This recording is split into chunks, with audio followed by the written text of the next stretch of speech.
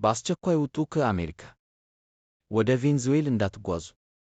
የቬንዙዌላውን ፕሬዝዳንት ኒኮላስ ማዱሮን ከመንበራቸው ጥቃት ከፍታ አንስታ የወሰደችው አሜሪካ ዜጎቿ በአስቸኳይ ከቬንዙዌላ እንዲወጡ አሳሰበች። የአሜሪካ ውጭ ጉዳይ ቢሮ እና በቬንዙዌላ የሚገኘው የአሜሪካ ኤምባሲ በቬንዙዌላ ያለው ሁኔታ ምንም ያልተረጋጋ እና አደገኛ ሲሉ ገልጸው አሜሪካውያን በአስቸኳይ እንዲወጡ አስጠንቅቀዋል። ትልቁ ችግር የተፈጥሮ ነዳጅ የሚከማችበት የዓለት አይነት በቅልጥ ዓለት ተሸፍኗል። ያ ደግሞ የተፈጥሮ ነዳጁን ሙሉ በሙሉ ወደ ላይ እንዳይወጣ ያደርገዋል። ፕሮፌሰር ደረጃ አያሌው በትንሹ ከ1 ኪሎ ሜትር የማያንስ ቅልጥ ዓለት ነው የሸፈነው። በአማራ ክልል ደቡብ ወሎ ዞን ለገሂዳ ወረዳ የተፈጥሮ ነዳጅ በራሱ ኃይል ወደ መሬት ገንፍሎ መፍሰሱን የዞኑ ማዕድን መምሪያ በቅርቡ ለቲክቫህ ኢትዮጵያ አረጋግጧል። ነዳጁ በወረኢሉ ለገሂዳና ከለላ ወረዳዎች እንደሚገኝ የገለጹት በኦሮሚያ ክልል አርሲ ዞን ዳክሲሰ በሚባል አካባቢ የሚገኝ ግሎባል የሚሰኝ ማደያ ከፍተኛ የውጭ ምንዛሪ ወጥቶበት ወደ አገር የሚገባን ነዳጅ መሬት ላይ ሲርከፈከፍ የሚታይበት ምስል ሰሞኑን መነጋገሪያ ሆኖ ነበር።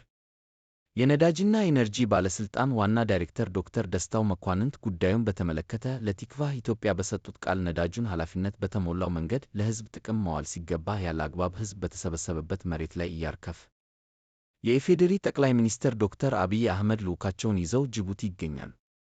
በዶራሌ ወደብም ጉብኝት አድርገዋል። ጅቡቲ ልዑካቸውን ይዘው የሄዱት ጠቅላይ ሚኒስትር ዶክተር አብይ አህመድ ከፕሬዝደንት ኢስማኤል ኦማር ጉሌህ ጋር ውይይት አድርገዋል። ውይይታቸው በጂኦፖለቲካል ጉዳዮች፣ በቀጠናዊ ሰላምና ጸጥታ ብሎም የሁለትዮሽ ትብብርን በተለይም በንግድ ሎጂስቲክስ እና የልማት ሥራዎች በሚጠናከርበት ሁኔታ ላይ ያተኮረ እንደሆነ ጠቅላይ ሚኒስትሩ ገልጸዋል። ውይይቱ ለሰላምና መረጋጋት፣ የኢኮኖሚ ትስስር እና የጋራ ብልጽግና ያለንን የወል ጽኑ አቋም የሚያመለክት ነው ብለዋል። ጠቅላይ ሚኒስትር ዶክተር አብይ አህመድ ከልዑካቸው ጋር በመሆን በዶራሌ ወደብ ጉብኝት አድርገዋል። ጠቅላይ ሚኒስትሩ ወደ ጅቡቲ ይዘዋቸው የሄዱት ልዑክ ውስጥ የገንዘብ ሚኒስትሩ አቶ አህመድ ሺዴ፣ የትራንስፖርት እና ሎጂስቲክስ ሚኒስትር ዶክተር አለሙ ስሜ፣ የብሔራዊ መረጃ እና ደህንነት አገልግሎት ዋና ዳይሬክተር አምባሳደር ሬድዋን ሁሴን፣ የምስራቅ አፍሪካ ጉዳዮች አማካሪያቸው አቶ ጌታቸው ረዳ፣ የኢትዮ ጅቡቲ ባቡር ዋና ሥራ አስፈጻሚ ኢንጂነር ታከለ ኡማ ይገኙበታል።